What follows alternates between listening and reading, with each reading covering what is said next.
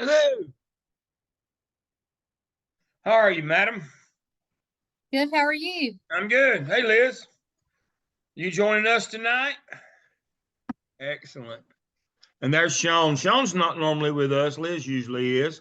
Welcome, Sean. Y'all probably saw Thank her you. before. She's the star of the other group. Oh, thank you. I gotta say kind things. Sean works in the battlefield. I'm gonna tell you right now, she works in Charlotte. No easy days, kind of like Brandon in Guilford. No easy days in the big districts anymore. No easy days anywhere, but the big districts. I was at DPI a couple of weeks ago. The big districts are struggling to get anybody to work at all. They're not. It's not about whether they're any good or not. Do you have anybody?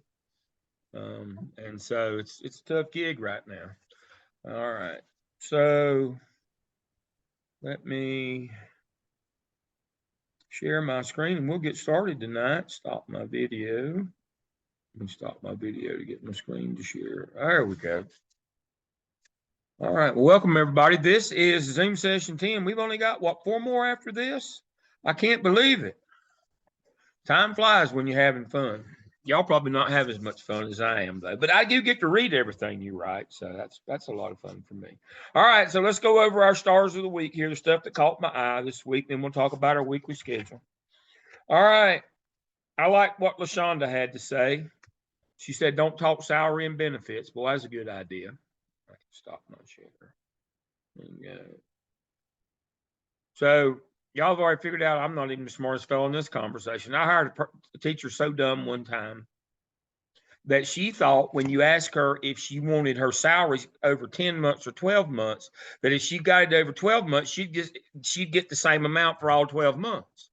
And I'm not making that up. And then she came back mad and quit because she didn't get what they said. I said, you do realize that was over. If they moved it from 10 months and they moved it to 12, but you'd get less every month. And she couldn't figure that out. And so I learned right then, don't talk salary.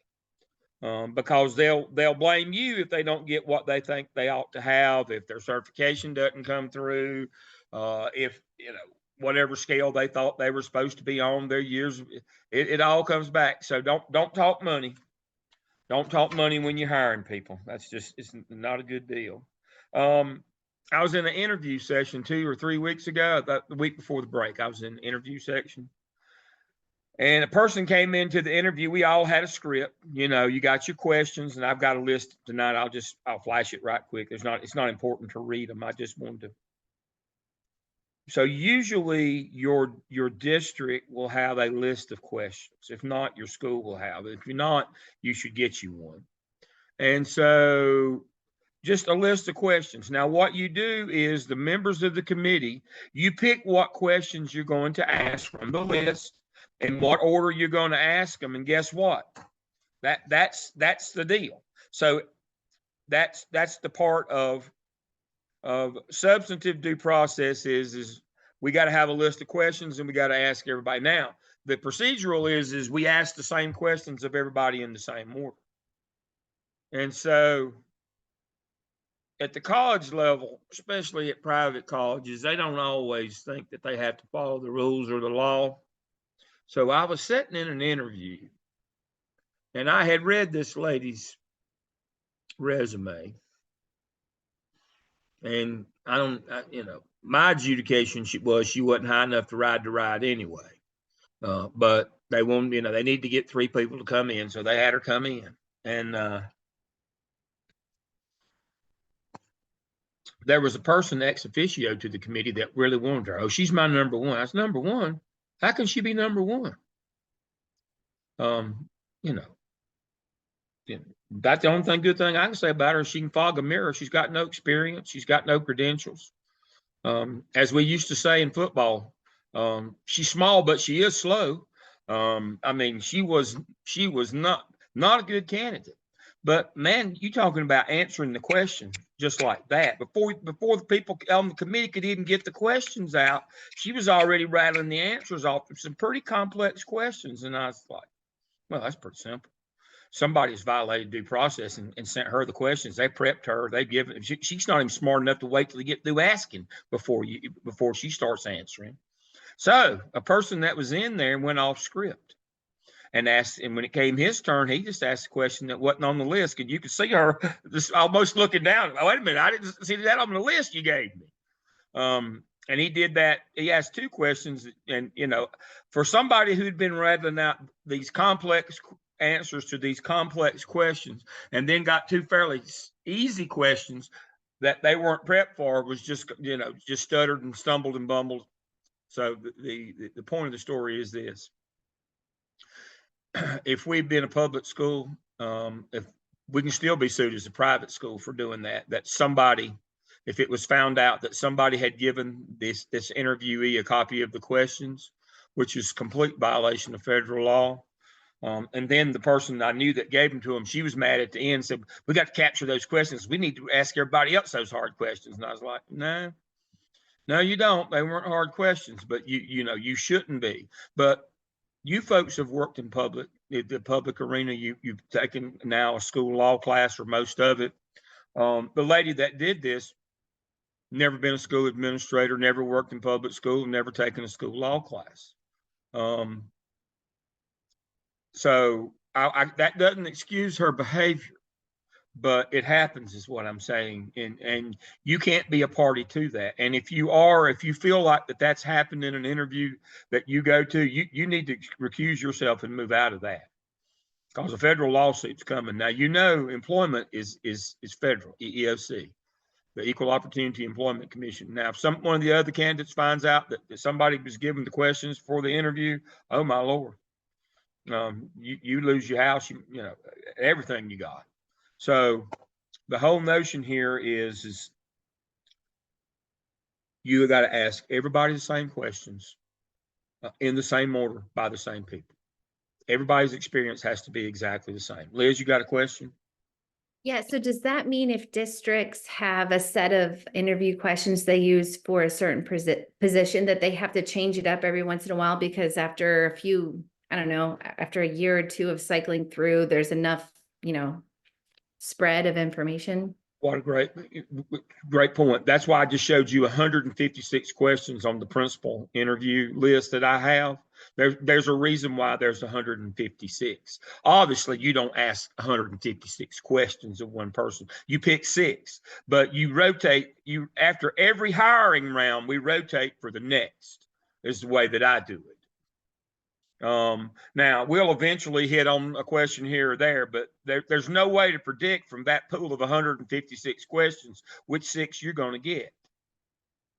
And now when I run one of these search committees, we all ask the same 6 questions of the same 3 applicants. We try to do it on, obviously they're fairly close together.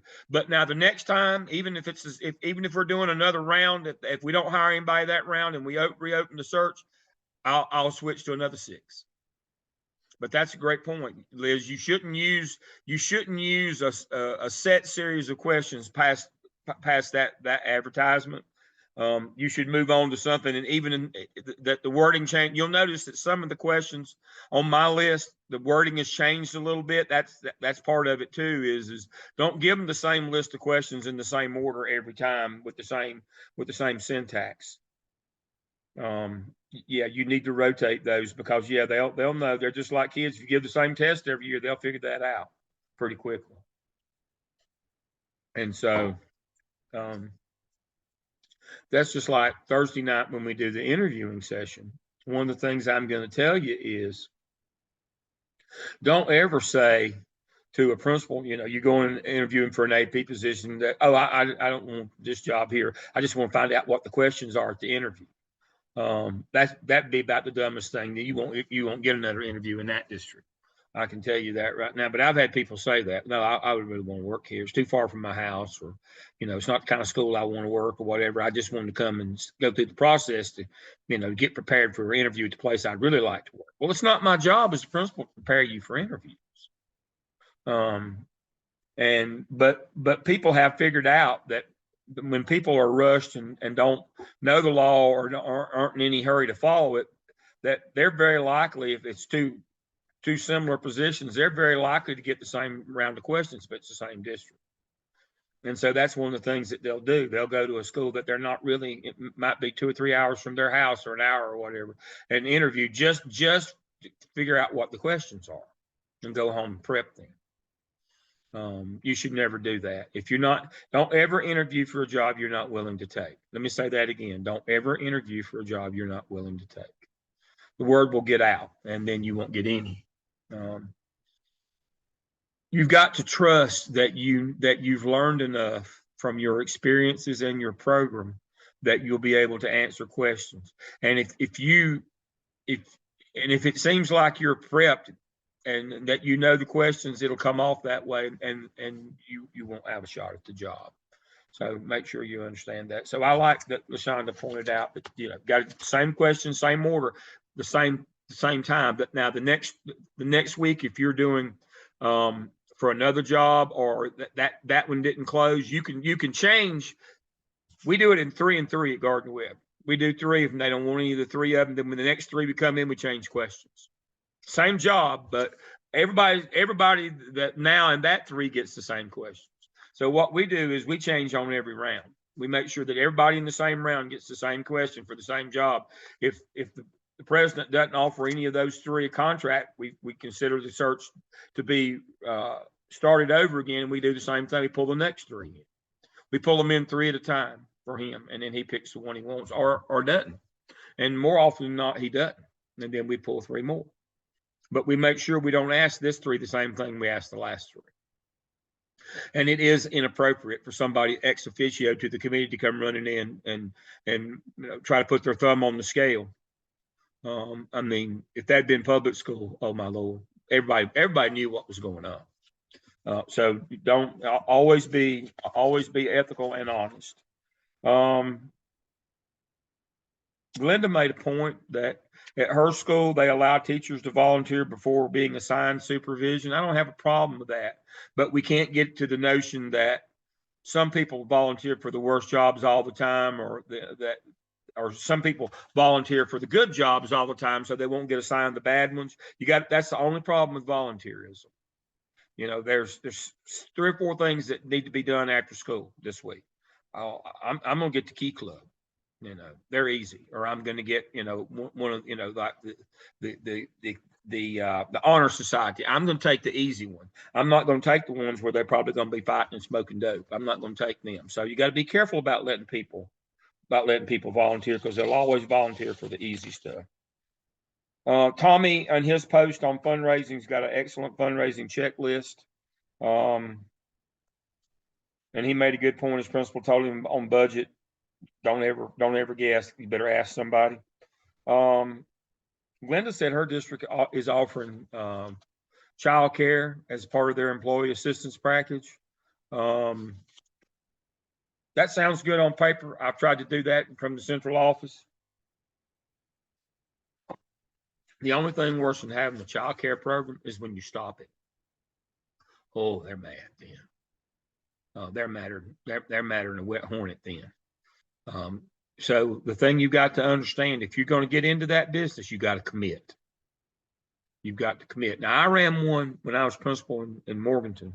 I ran one because I got the girls from Central Piedmont that were in the child care program over there at the community college that wanted to transfer, and they needed hours, and I would hire them to work in my after school care kind of thing. But still, oh my Lord, it's a nightmare.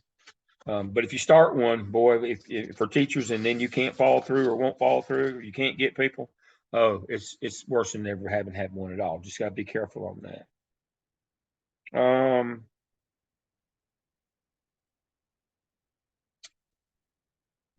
Tremaine talked about going the extra mile for candidates. I like that. I like pointing that out. You got to go the extra mile to try to get them, whatever you have to do. Brandon included the Guilford County hiring protocol, which is an excellent example of both substantive and procedure, which is an example of substantive due process that we talked about. Here are the things you got to do. And then the procedural is who does them.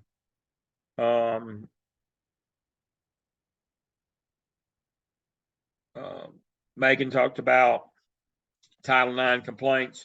You got to follow the protocol on the substantive due process. Anytime you get complaints, Tanya talked about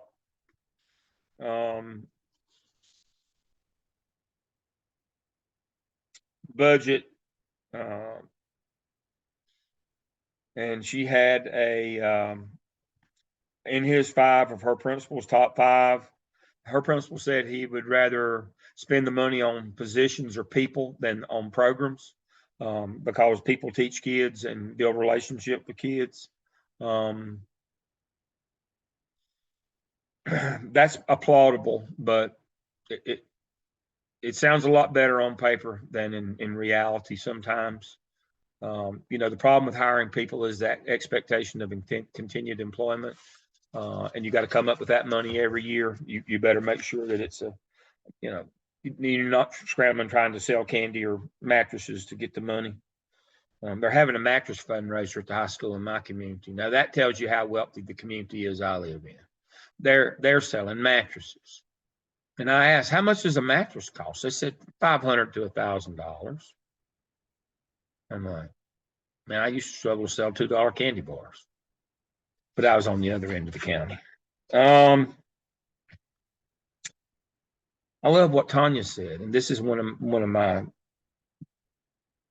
big deals here. Servant leadership, being a servant, serving the people that you lead, promotes followership.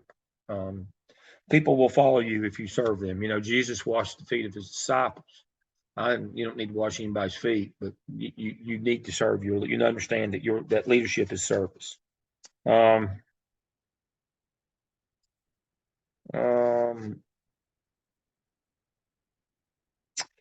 Glenda pointed out on her inventory that following up is not just documenting that you got to do that. The fire marshal wanted them to get safety data sheets that cost $300, and principal initially said that was too much, and then realized, boy, if something happens with the chemical here, and we've got a lot of chemical problems here, a lot of unlabeled stuff, if something happens and I could alleviate it for $300 and anybody finds out, they may put me in jail. So he finally spent the $300. So, but again, you got to follow through, especially if the fire marshal recommends you do something.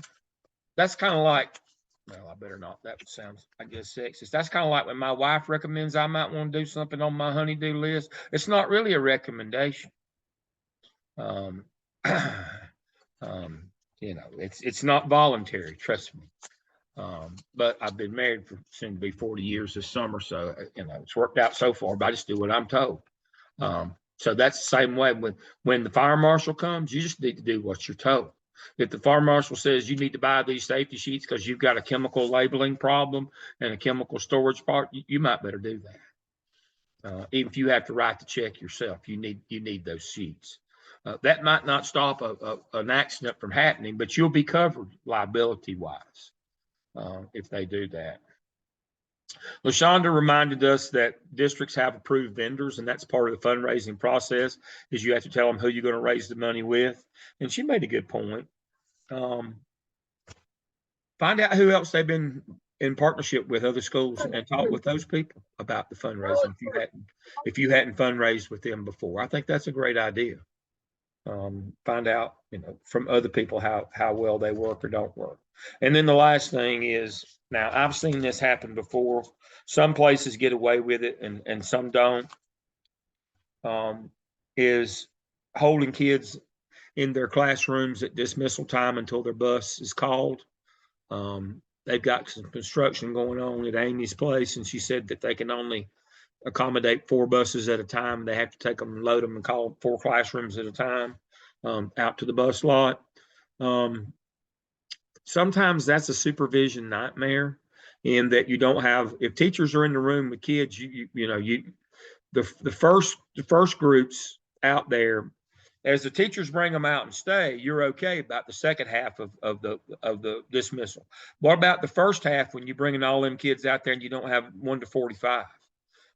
That's the only problem. You need to make sure you've got plenty of people who don't have kids in their last period class. The people who are on planning, you need to make sure that they're out there the first 10 or 15, first 5 or 10 minutes of dismissal till all the other teachers get out there, and you got enough to make sure you got adequate supervision. You kind of have to time that deal. I had to do that for a while one time in Charlotte. It was a nightmare. But it was the first 2 weeks of school, and we couldn't get the buses till about 10 minutes or so after dismissal. And so we just held them. And, you got to work things like that out. You got to be very careful. All right. So those are the things that caught my eye on the week off, some things that came in. I want to talk to you about the cap. Now, we told you when we started that this would be gradual release, what we used to in the old days call intentional abandonment, where we would, hold you real tight to start with and then a little looser and a little looser. All right. So we're all the way up to the cap now. So what I've done, what we do on the cap, we don't make a template at all on the cap, just like we didn't make one for the skip. And we don't give you so much notes as we give you examples for North and South Carolina, kind of what yours should look like. So let me share my screen. So if you look under cap materials down here at the bottom,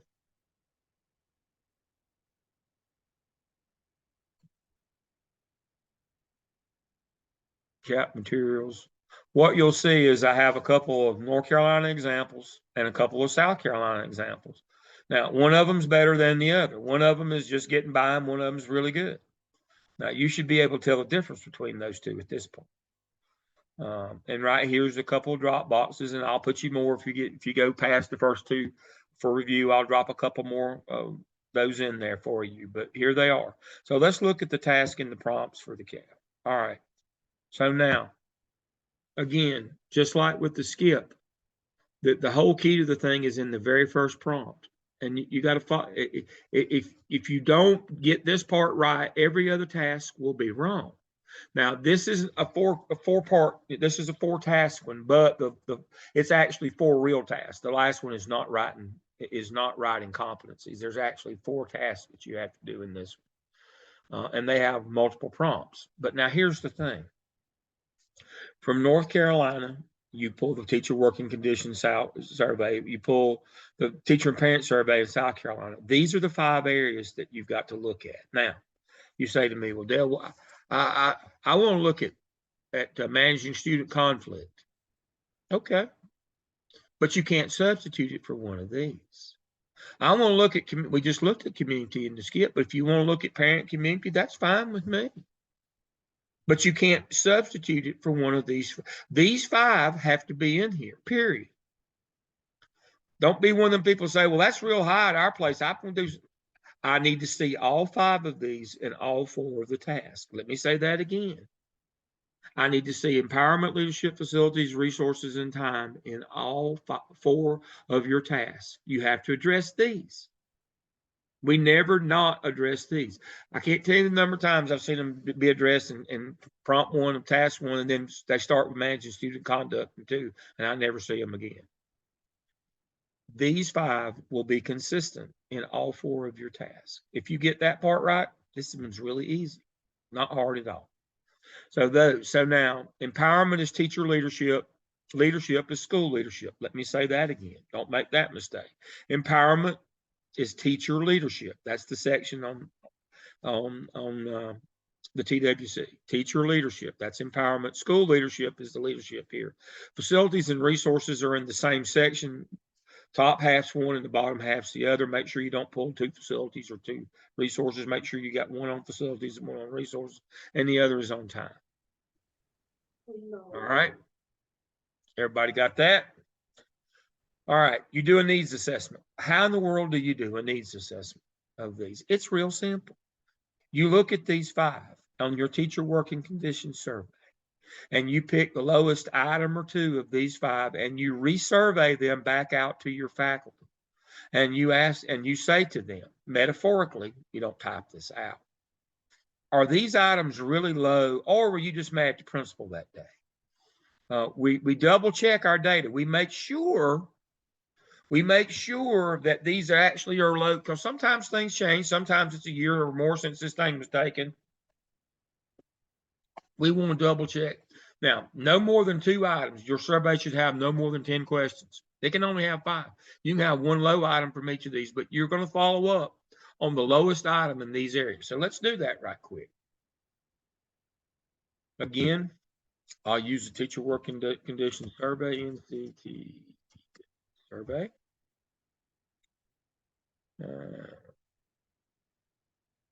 So again, it's not, this data is nearly 2 years old. So that's why we check it. We're taking the new survey now. All right. Jasmine, where do you work? I am in Pasquotank County. In Pasquotank. Yep, Central Elementary School. All right.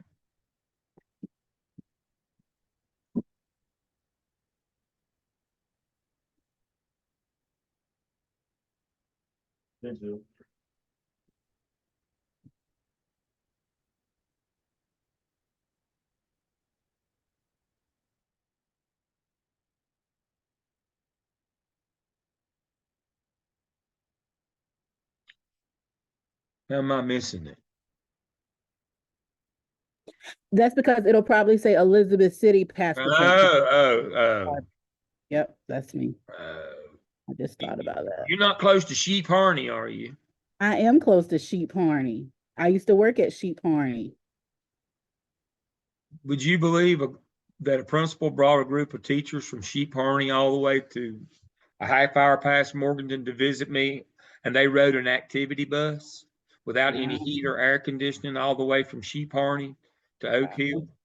Unfortunately, I would. I think it took them 10 hours to make the drive one way. I'm not kidding. They were just as happy as if they had good sense. Can't make that up.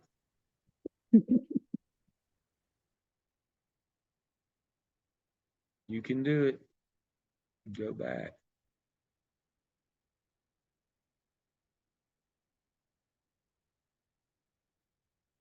Central Elementary. Here we go. All right. So here's the first one that you're going to look at, time. You look at your school.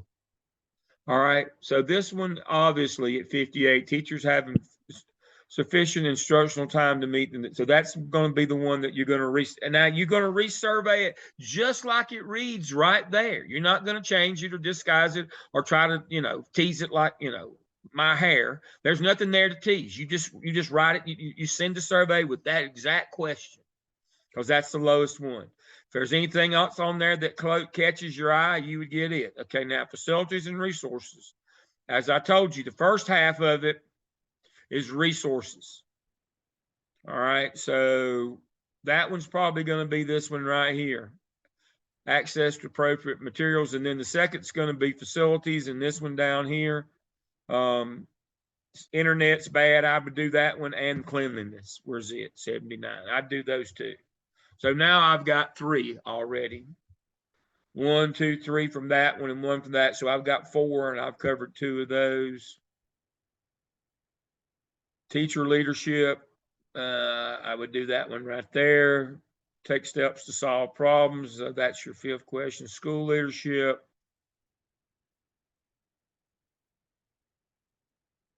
There's one at 87. School improvement teams provide effective leadership at the school, and there's one right there. The school leadership constant. I'd do those 2 on that one. So how many that would be? So that's 7 questions on yours. So that's the way you do it, and you just survey them right back out. Now you can, you can use SurveyMonkey on this one, or you can use Qualtrics. Y'all learned to use Qualtrics last semester. You can use Qualtrics on this one if you want to. But again, you just simply copy and paste straight in there. So, first thing, you present the data from these 5 areas, just like it says.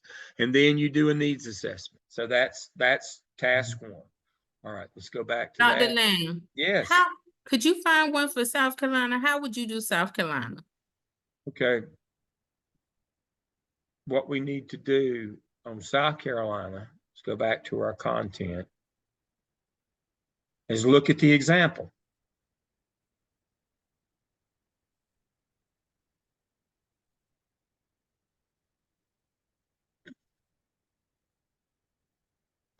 Okay, she sent out her own survey on this one. She just used the questions from a teacher working conditions survey in North Carolina. You're allowed to do that. You can use the one from, okay, and this came from the SC report card. You can go to the South Carolina report card, but if you don't feel confident, let's see, let me go to South Carolina report card. Sometimes you have to ask the principal in South Carolina for their survey, teacher survey materials. Let's see, SC cards.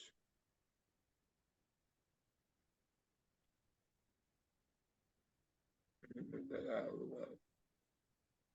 King Street Middle School. King Street, KINGSTR. Yeah, Middle Magnet School right there. The second from the last, yeah.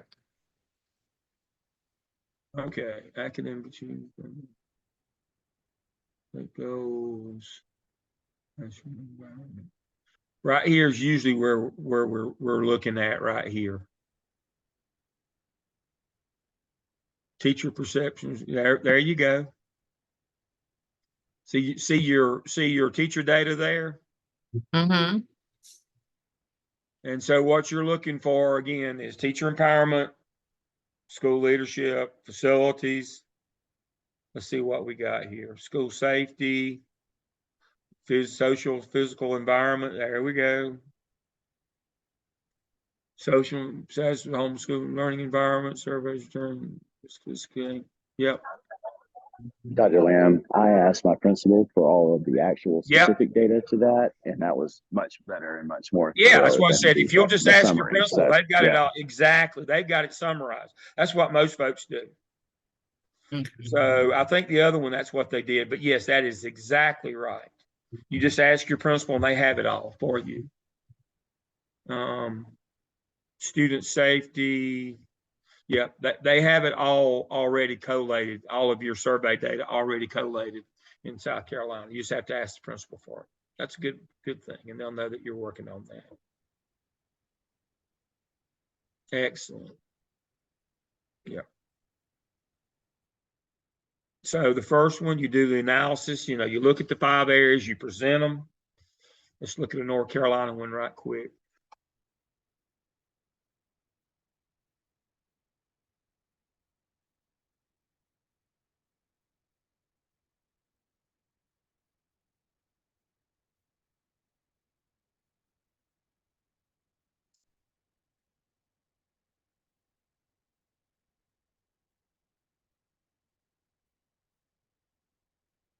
See, they just show them right there. It is. There's your data. You can do it that way. And some of them use the bubble like I just had. They show the bubble one as well. But yes, you just simply show the data and you highlight, and don't just stick it up there. You say, well, this is good and this is bad. You point out the good and the bad for each of the sections. And then, when you point out the bad or the ones that aren't as good, you say, these are the items that I'm going to focus on in my needs assessment. And there they are written out. And then that's when you go out and you survey them to your faculty. Now, if you get that part right, the rest of it goes really easy. So that's what first thing you do. Now, task 2. All right. Who knows what quantitative? The candidate is to use quantitative data instruments collect specific to help understand a school environment. Let's demonstrate how the qualitative data. All right. So the survey that you sent out on your needs assessment was quantitative. Now what we need you to do is do some interviews and observations. Mostly we need you to do interviews, which is qualitative. Now, what we want you to do with that is this. You got to have a narrative. So what you're going to do is you're going to say to people, this number was at this. Why do you think that is, and what can we do to fix it? It's that why and what question. That's the qualitative. That's actually called a mixed method sequential explanatory design. And when you're with me in the doctoral program, we'll probably run one of those. But it starts out with a survey, and then from the survey, teachers are still mad about the cleanliness of the building, and so we go and we ask people, why do you think our building is dirty? What can we do to fix it? That's the qualitative piece, and you report that in a graphic organizer. I asked this question. This is what they told me. I asked this question, this is what they tell me. Now, you don't ask the same questions as your survey. You summarize your survey and you go tell people.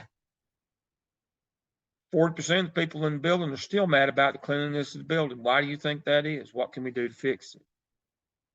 The whole idea is trying to make that survey, those survey numbers better. You need to learn that now, because even though it doesn't sound like it, that TWC, your survey data matters a lot in your evaluation as principal.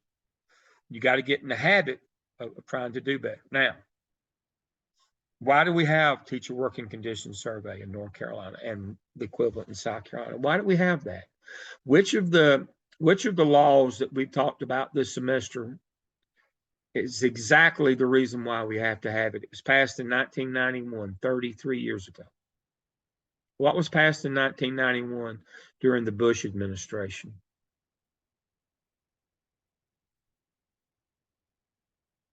Melody, you got it. What is it? No child left behind. No child left behind. All right, we talked about last semester, we talked about the first phase of No Child Left Behind. No child goes to a low performing school. So what we had you work on last semester?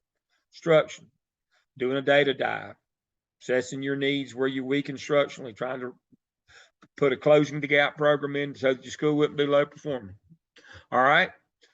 The second half of that, no child goes to a persistently dangerous school. What have we talked about this semester? Due process, restorative justice, antecedent behavior, stopping the little things before they become the big things, and you get those persistently dangerous, because those will hurt you just as bad or worse than being low performing. Now we're going to talk about the third phase of No Child Left Behind, the one that only you will know now. I know, and you're short to know, is that legislation speaks to highly qualified teachers, doesn't it? That's where that came from. Highly qualified teachers. Schools must have highly qualified teachers. Well, what's the trick? If you can't keep them, can they become highly qualified? No. So federal law, No Child Left Behind, says every state, and every school in the state must participate in a teacher retention initiative. So what is the teacher retention initiative in North Carolina? Teacher working conditions survey. That's the only reason why we have it. Now, because it matters, and because it matters about retaining teachers, working conditions are what make people stay or go. Hertzberg's two-factor theory, Frederick Hertzberg's two-factor theory, says that satisfaction is not on a continuum. It's you're either satisfied or dissatisfied. So when we do survey work with Hertzberg as our theoretical framework, we don't offer a middle choice. That would imply that it's a continuum. It isn't. There are things that make you happy and things that make you sad.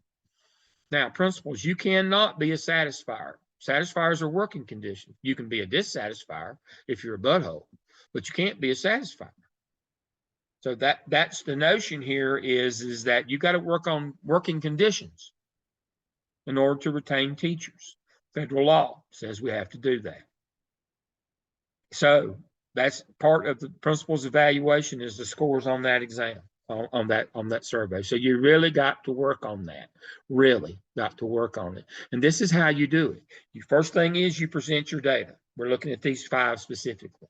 You can add 6, 7, or 8. You can add as many as you want, up to 12. But you got to have those 5. And then you look at when you present them, you talk about, well, this is strong, this is 100%, this is weak, this is 57%. And that's one of the items that we'll highlight, that we're going to, in the second part of prompt 2 of task 1 is we're going to resurvey those same exact questions back out there. Is this really still a problem in our building? And then in task 2, we're going to go out there and we're going to collect qualitative data that backs up our quantitative. Now, when we go out there, we're not just going to say, what do you think about the cleanliness of the building? We're going to say, TWC, 40% of the teachers were upset with the cleanliness of the building. I've just done a needs assessment. Now it's 45%. Why do you think that is, and what can we do to fix it? You use that data. And this is an explanatory design. Sequential, explanatory. It means quantitative comes first, and then we develop the questions that we interview or talk to people about from the results of the survey. We don't just reiterate the same questions, the results, and we say this percent believe this or are mad about that. What can we do to fix that? That's how you do quantitative behind quantitative into qualitative in a mixed methods, sequential explanatory design. Sequential means quantitative always has to come first. All right. And so that's task 1 and task 2. I'm going to go ahead and talk about 3 and 4. I'd love to get you through. Now, why do you think I want to try to get you through? What happens is before too much longer, when spring break starts happening, then you're going to go on lockdown for testing. You're going to need to be able to survey and talk to people. And it takes a couple of weeks to get this done, or maybe 3 weeks. And so, I'd like for you to get to this semester. If you have to wait till summer school, it's going to stress you to finish on time. Remembering that you got to do this one and the SOP, which has 6 tasks and it's over 100 pages long, and you've got to cut it down if you can to about 60. There's no new work in the SOP. It's cleaning it up, fixing it up, and paring it down into a usable school improvement plan. And it takes a minute, and you got to finish up your competency folio. So if you can get to this semester, you'll be in better shape. Now, when summer school starts the 3rd week in May, there'll be no surveying or interviewing, and shortly after exams are gone, so are the teachers. So we got about 3 weeks, something like that, 3 or 4 weeks, of actual school time. Because y'all got a spring break or an Easter break or something coming up. You got 3 or 4 weeks of actual school time, and we need about 2 or 3 of them. So you got to get to this pretty quick. All right, task 3. Let me share my screen on task 3. You're going to do a cultural competence audit. You're going to assess these things right here. You got most of this stuff already involved. You already got it. You've pulled it together in other places. It's just a reiteration of it. Mission, vision, school leadership. You'll have already analyzed it in prompt 2 of task 1, and you just tell you just reiterate. That's a straight copy and paste from task 1, prompt 2 of the CAP, this very one. Teacher quality, that's on your report card. Parental involvement and support, that's on your report card. Conflict resolution, student achievement on your report card. And then you build an action plan. We call this one a cultural advocacy plan, where you use the graphic organizer just like we always do, where we put it all together in an action plan for number 4 here, for our task 4. And we use the same graphic organizer we always do. Persons responsible, summative, formative evaluation, goals, indicators of success, the same deal, where we put together specific activities to try to help improve the scores on the teacher working condition survey in North and South Carolina. That's the whole idea of this one. It's not any deeper. Just like, remember, with the with the SCIP, the whole purpose of it was to figure out gaps in communication and try to fill them. This one is just, how do we make these 5 areas of the teacher working condition survey better? This is not rocket science here, but it's a skill set. The skill set on this one is the sequential explanatory design, to learn how to collect data using survey or quantitative methods, analyze it, and then use that to then interview and talk to people. Now, you simply report descriptive statistics from the survey, percent, which is mean. Okay.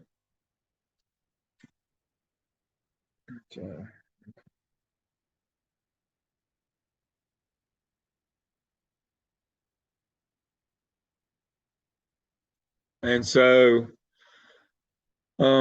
but that sequential explanatory design is one of the best designs in education to collect data in terms of what is, and then try to figure out and involve others, empower them to help you to come up with a solution to try to fix it. That's the whole idea here. That's part of that servant leadership. Involve your followers, work for them. And that's what this is about. And it will matter to people that if you go out and ask their opinion and you're genuine about that, they'll like that. They will like that. All right, so that's the cap. It's pretty simple. Again, it all hinges on getting started from the very beginning, understanding that you don't get to choose any of that you don't get to substitute. You have to use those 5. If you do that, you'll be fine. All right, let me share my screen. Let's look at task stream right quick. There's that.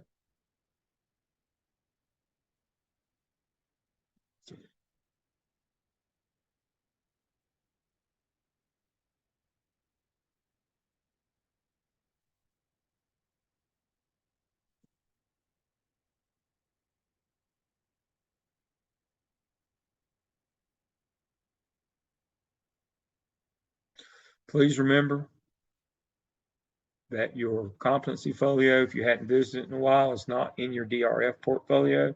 It's up here under folios and web pages. Please remember that it's not logical or sequential. You just have to click on each one of the competencies over here, and it tells you what goes there.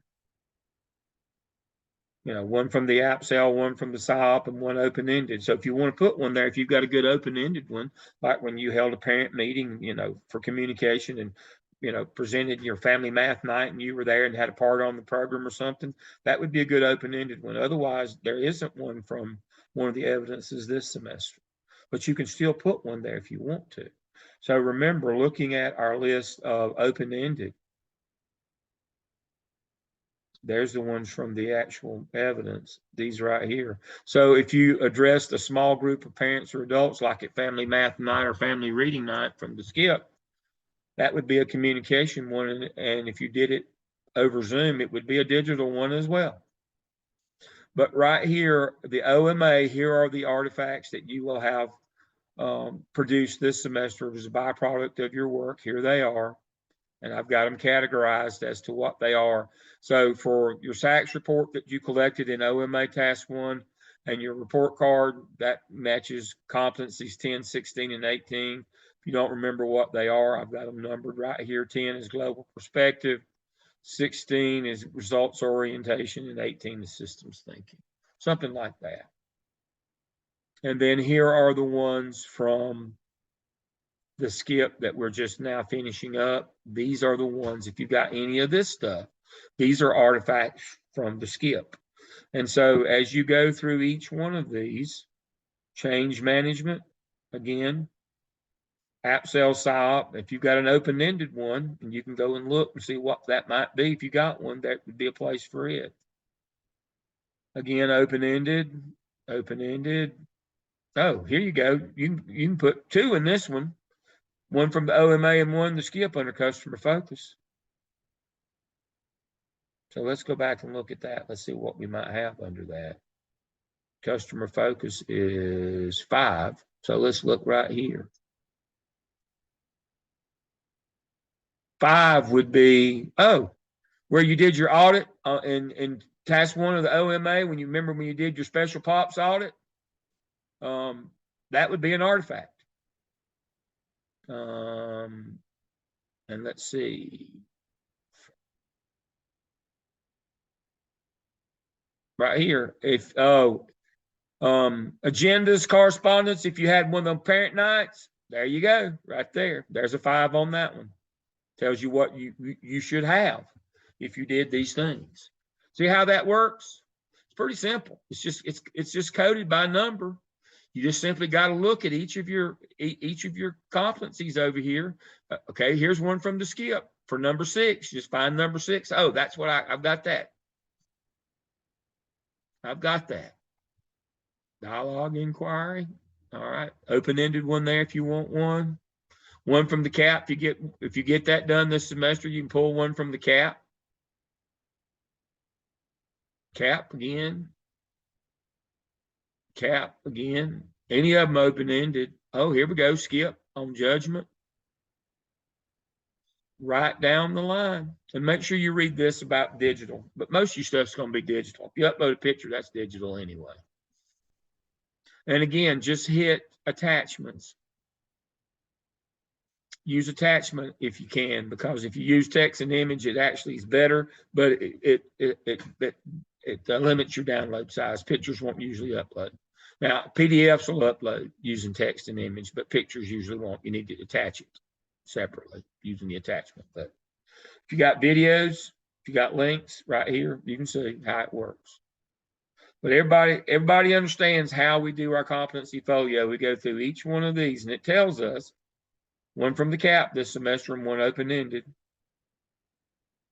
Okay, one from the OMA for personal responsibility. We go in and look at OMA. What is personal responsibility? What number is it? Personal responsibility is 14. And now let's look at, right there it is. Your duty roster, right there, or your supervision schedule. Remember when you collected that for OMA Task 1? That's an artifact. Just like for principals. All right. So everybody's got it. See how easy this is? We want things, but things that you have collected up. I mean, they can be in a document form, but they're things that you collected during this semester. That would be an artifact. That's a byproduct of your work. You didn't create it just for evaluation. You went and got it because it was somewhere to be gotten. That information. Yeah. All right. So that's how you do your competencies. We're moving on to the CAP. Last thing tonight is personnel. Now, I don't like to sit and read you PowerPoints. There's two here. They're pretty much the same. Dr. Griffin Jordan, as I told you, he's principal in Durham, made these. On the circle of life, on human resources, recruiting, hiring, evaluating, supporting teachers. It's a really good one. And she goes through some procedural and substantive and procedural due process for you right here, and what you do and how you evaluate them right here. Now, remember, you need to get NESAs trained as soon as you can when you're on the job, and see if your district will do that before you even, before you get a job, if you can, where you can do teacher observations. Very important. But yeah, she's got all the things. And so just work through these. And the last thing I want to show you is that actual manual right here. I've got it pulled up. What does it say your responsibilities are as a principal or assistant principal in teacher evaluation? That's the legal requirement. That's the policy requirement. And this is a policy legal course this semester. So I don't talk to you about how to teach or how to evaluate. We do that in 604 for the first time masters. The rest of it, we figure you've already got it.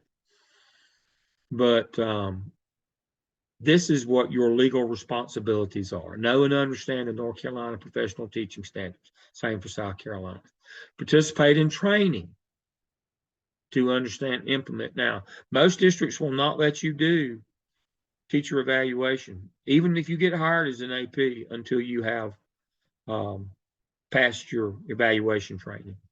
Supervise the teacher evaluation process, sure that all steps are conducted according to approved process. That would be, make sure you observe the substance, and then that you do the procedure as required. The substance says you're going to. Again, that's substantive and then procedural due process. That's what we're talking about. Identify teacher strengths and areas for improvement. Make recommendations for improving performance. Under 115C288, doesn't it say that teachers are supposed to make recommendations to teachers to improve their performance? Right there it is. Ensure that the contents of the teacher summary rating form contain accurate information and accurately reflect the teacher's performance. And finally, develop and supervise implementation of an action plan as appropriate. You learned how to do a professional growth plan all last semester. I showed you mine, MTSS for teachers, where it doubles as an action plan. It leads to an action plan if you're not making it. But that's your professional responsibility to make sure that you do those things to evaluate your teachers. And here's the teacher evaluation manual, and it's grouped around standards. Teachers demonstrate leadership. Teachers establish a respectful environment for a diverse population of students. Teachers know the content they teach. Teachers facilitate learning for their students. Teachers reflect on their practice. And finally, teachers contribute to the academic success of students. And there it is. Now, what was it, fall before last?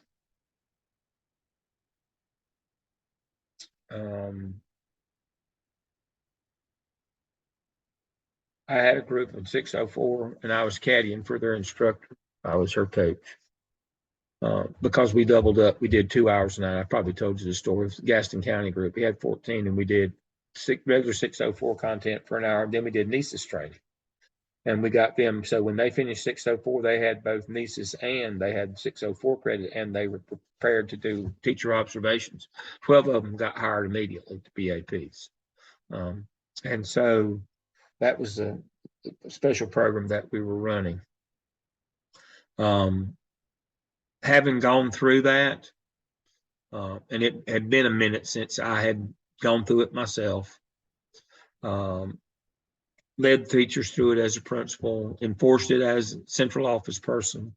It had been a minute. And so my point is I'm the bad example. I am most everything, but I'll just tell you, I was shocked at how little I remembered of the nuances of teacher evaluation. And I do this, I've done this for a long time. And so my point is, don't be that person who says, I got this. I know how to do this. I can do it. I've done peer ops. Don't be that person. Get trained as quickly as you can get trained, even before this program is over. If you can convince them to let you go maybe this summer, or if they got one this spring, find out about NESIS training in your district. It's worth your time, is my point. I don't care if you are a great teacher and you teach every day, or you supervise, or if you have not been through NESIS training, you need it. It's a really good refresher for you. I highly recommend it. I'm not big on watching those videos, but it is good. It really is good. It's worth your time. And and one of the things that I've told you this, and I'll continue to tell you this, you're only new until lunchtime of the first day on your job. After that, you're either part of the problem, part of the solution. And one of the things that you can really follow out with your teammates on your administrative team is that you don't go and get trained and you can't do your part. You can't do teacher observations. And teacher observations more than anything else snows an administrator under. And snows the team under. I mean, just because you're shorthanded, that does not change the number, the substance of the due process that teachers get in terms of the number of observations they get. That's legal. That's the substance of the due process. What is it? BTs, beginning teachers, how many formal observations do they get? 6? I believe it's 6, isn't it now? I think it's 4. Administrators have to do 4, and they have to have. And who has to do the 2 of the 2? Don't their mentor have to do the other 2? They have to get 6. 2 peer. Yeah, they have to get 6. 4 from administrators and 2 from peers. That's exactly right. They're peer buddy or whatever you want to call them. They're called different things. In different districts, they have to get 6, but 4 of those have to be administrative. So that don't sound bad. Well, what if you got 30 new teachers? Is that a ridiculous scenario to have 30 new teachers? 30 years ago this year. Happened to us at the alternative school. 30 years ago this year in Charlotte. I walked into a principalship in Charlotte in the inner city. I had 37 vacancies, teacher vacancies. I had more than that, but I had 37 certified teacher vacancies when I walked in to a high school in Charlotte. 37. What you gonna do now, hero? What is it? Collins Good to Great, the book that everybody thinks is just the best thing since sliced bread, says get the best people, pick the best people and get them in the right seat on the bus. He uses the bus metaphor for organizations. how to be successful as a leader, pick the best people and get them in the right seat on the bus, get them doing the right thing. What if there ain't any best people? Or in the case of me in 30 years ago in Charlotte, what if there ain't any people, much less best people? What are you going to do now, hero? But just as stressful and bad as it is not to be able to hire 30 new ones or 37, what if you do hire 37? Somebody do the math right quick. 4 times 7 is 28 plus 120. That's 148 observations you got to do with that 37 new teachers. There's not enough days in it. You know, how many people would it take to do 148 observations? Great day. Great day. And then you show up, get the new job, and you're all happy. You know, need to put you on the schedule here. Oh, I hadn't got certified yet. I was going to go to that sometime this fall. You need to learn Power School so you can hold you can hold up your part of the deal on entering disciplinary data. You know, I've seen APs that say, "Well, I'm not going to go get trained. They'll make me do that." Well, then you won't last because you're putting too much burden on your colleagues. Or I'm not going to go get teacher value. I don't have to do them observations. You got to do your part, folks. You got to do your part. I'm beating a dead horse here. I know I'm belaboring the point, but I can't tell you the number of folks that have got hired on that first contract for 2 years, and at the end of the first year, they didn't get a chance. They'll make an assessment at the end of the first year, and then they'll make a final decision at midway of the second year. You don't get that long. And if they're still mad because the first fall that you were there, you couldn't do observations and you threw them all under the bus and they never got to go home, it won't go well for you. So you got to do your part. All right. And so, as I said, Dr. Renita Griffin Jordan, I always like to give people credit. She's principal at City of Medicine in Durham. She put together those 2 PowerPoints on the life cycle of human resources. They are great. Doesn't take 5-6 minutes to go through them. Doesn't take that long. You should spend some time with those. I mean, just to physically click through them and look at them, but you should spend a few minutes with those. It's a good primer for the substantive due process. You know what you're supposed to do.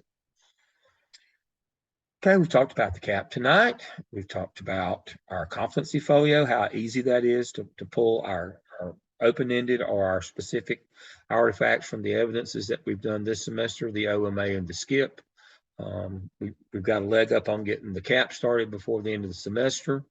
Don't spend a lot of time on peer review at this time of the semester. I mean, if they can't write by now, your review ain't gonna help them.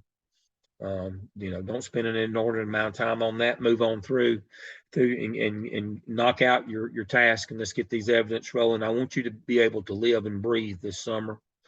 You've heard me say that from the first night you saw me when we started this program. The summer is like being on fire. It's literally like being on fire. You got to be done in 8 weeks. You got to be done in 8 weeks. You got the CAP and the SIOP to do.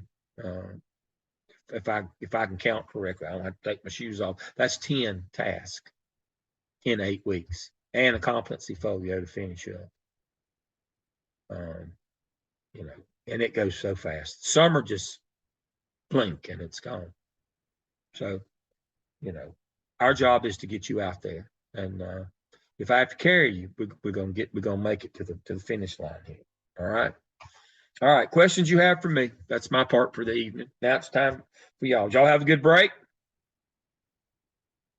All right. I think I graded every day at least once, didn't I? Some days twice. I'm not patting myself on the back here. I've got bad shoulders. I've rather sprained one, but my point is, even in down times, there's no rest for school administrators. You need to. You don't have to. You can take times where you don't work as, like me, I only graded once a day rather than twice a day. But keeping that yoke on and staying in practice, taking some time for yourself, but not getting so far away. You got to learn to get in the habit of being able to do that. I don't like the notion of I'm not going to answer my phone for a week or 10 days or whatever. Then you're not too smart. you're just asking to get set on fire when you get back. Take some time, be with your family, do the things that are important, but learn how to do, administratively how to do that, where you dedicate some time each day, and so that you don't lose touch with it. So it's not they're hitting a big curve when you come back to have to overcome. You kind of stay in the mode, but you still get some downtime. All right. I will see y'all next week, and we'll talk about our last case study next week along with our content. All right. Thank you for joining me tonight. Everybody have a good week. Yay.